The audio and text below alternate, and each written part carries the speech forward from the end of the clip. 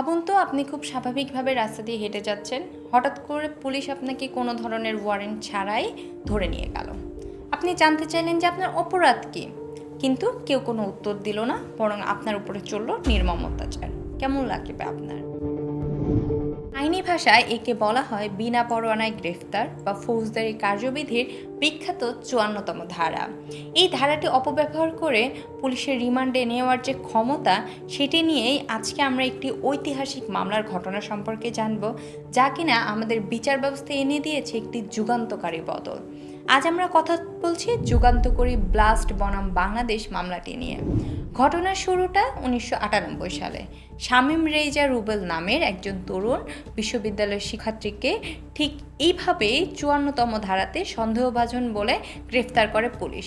এরপর ডিবি হেফাজতে তার উপর চলে অমানসিক নির্যাতন, এবং সেই নির্যাতনের আঘাত এতটাই ছিল যে তার প্রাণ চলে যায়। এ মৃত্যু শুধু তার পরিবারকে ধ্বংস করে দেয়নি, বরং পুরো দেশে তোলপাড় ফেলে দিয়েছিল।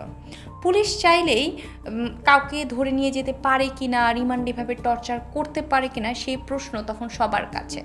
আমাদের সংবিধানে নাগরিকের মৌলিক অধিকার সম্পর্কে বলা আছে, জীবনের নিরাপত্তা সম্পর্কে বলা আছে, এই ধরনের নিষ্ঠুর আচরণ কেউ কারোর সাথে চাইলেই করতে পারে না সেই সম্পর্কে বলা আছে। তাহলে কি এগুলোর কোনো দাম নেই? এই অরাজকতার বিরুদ্ধে রুখে দাঁড়ায় ব্লাস্ট সহ আরও বেশ কয়েকটি মানবাধিকার সংগঠন। তারা হাইকোর্টে একটি রিট পিটিশন দায়ের করে। তাদের মূল অভিযোগ ছিল যে ফৌজদারি কার্যবিধির এই ৫৪ নম্বর ধারা এবং ১৬৭ নম্বর ধারায়, অর্থাৎ রিমান্ডে যে অপব্যবহারটা করা হয় সেটি নিয়ে দীর্ঘ আইনি লড়াই চলল। অবশেষে আসে সেই ঐতিহাসিক রায় ২০০৩ সালে হাইকোর্টে, এবং পরবর্তীতে ২০১৬ সুপ্রিম কোর্টের আপিল বিভাগে এই মামলায় কিছু যুগান্তকারী নির্দেশনা দেওয়া হয়। আদালত স্পষ্ট ভাষায় জানিয়ে দেয় যে পুলিশের ক্ষমতা কখনো সংবিধানের ঊর্ধ্বে হতে পারে না।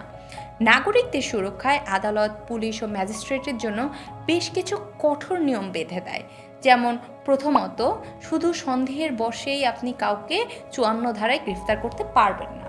দ্বিতীয়ত, যখন আপনি কাউকে গ্রেফতার করবেন তখন সেই পুলিশের সাথে তার পুলিশের পরিচয়পত্র থাকতে হবে, এবং তার কাছে গ্রেফতারি পরোয়ানা থাকতে হবে, এবং গ্রেফতারের পর তৎক্ষণাৎ তার পরিবারকে ইনফর্ম করতে হবে। তৃতীয়ত, যেটি কিনা সবথেকে চমকপ্রদ নিয়ম, সেটি হচ্ছে রিমান্ড নিয়ে, যে রিমান্ডের টর্চার থেকে আসলে বাঁচার উপায়টা কী। এই রিমান্ডে যাওয়ার আগে তার মেডিকেল পরীক্ষা করা হবে, যে সে তার শারীরিক যে সক্ষমতা সেটা কতটা, এবং রিমান্ড থেকে আসার পরেও তার মেডিকেল পরীক্ষা করা হবে, সেখানে যাতে তার উপরে কোনো ধরনের নির্মম অত্যাচার না চলে। চতুর্থত, সবথেকে কড়া বার্তা দেওয়া হয় ম্যাজিস্ট্রেটদেরকে, যে যদি কোনো বন্দির গায়ে আঘাতের চিহ্ন পাওয়া যায় বা পুলিশ বিনা কারণে কাউকে আটকে রাখে, তবে ম্যাজিস্ট্রেট তৎক্ষণাৎ সেই ব্যক্তিকে মুক্তি তো দিবেই, বরং সেই পুলিশ অফিসারের বিরুদ্ধে শাস্তিমূলক ব্যবস্থা নিতে পারবে। দীর্ঘদিন ধরে এই নিয়মগুলো আদালতের নির্দেশনা বা গাইডলাইন হিসেবে থাকলেও ২০২৫ সালে কিন্তু এসে ফৌজদারি কার্যবিধি বা সিআরপিসিতে সংশোধনের মাধ্যমে এই নিয়মগুলোকে সরাসরি আইনে পরিণত করা হয়। এখন এগুলো শুধু আদালতের নির্দেশ না, বরং আইনি বাধ্যবাধকতা। খাতায় কলমে এবং আইনে তো আমরা অনেক সুরক্ষাই পেলাম, কিন্তু বাস্তবে এই নিয়মগুলো সব জায়গায় ঠিকভাবে কি আসলে মানা হচ্ছে? এখনও কি সাধারণ মানুষের উপর অত্যাচার চলছে বা তাদেরকে যে কোনো সময় ধরে নিয়ে যাওয়া হচ্ছে? আপনার অভিজ্ঞতা বা আপনার মতামত আসলে কি, সেটা কিন্তু অবশ্যই কমেন্ট বক্সে জানাবেন। এভাবেই প্রত্যেকটা সাধারণ মানুষ যাতে তার অধিকার সম্পর্কে সচেতন হয়, এটাই আমার চাওয়া।